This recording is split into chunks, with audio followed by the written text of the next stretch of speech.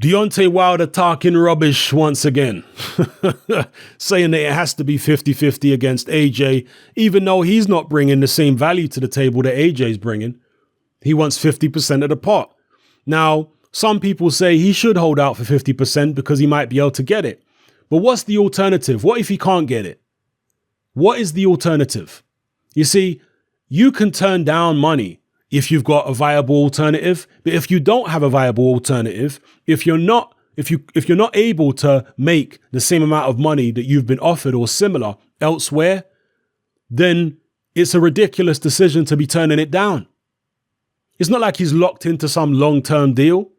He can have the AJ fight with a two-way rematch clause if he wants, based upon what Hearn and Skipper have said.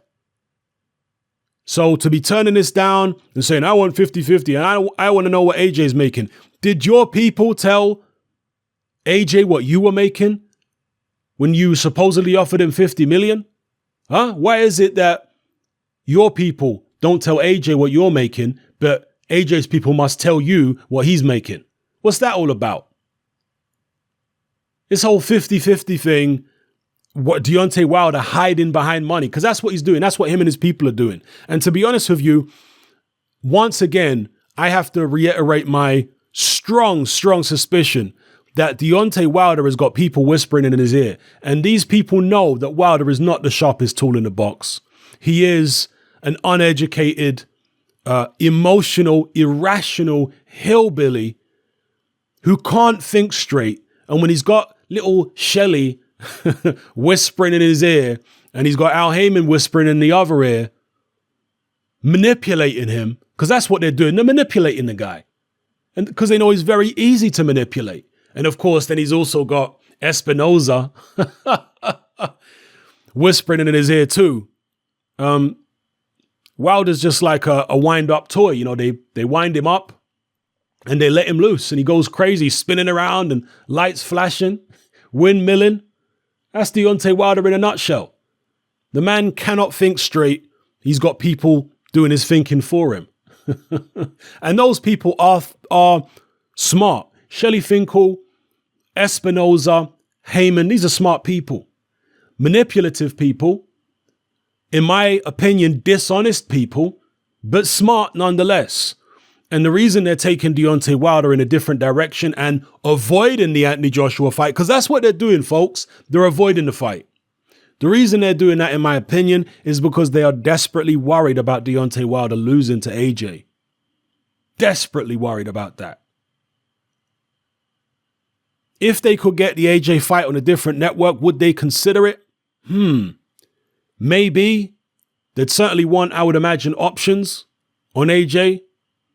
Because I think they're less confident in Deontay's ability now than they were prior to the Tyson Fury fight. Because he had so much trouble with a Tyson Fury who was only 50 or 60% of himself.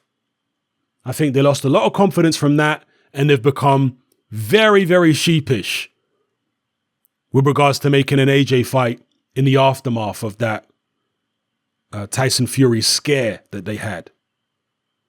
So that's, in my opinion, the motivation for them behaving the way that they are right now.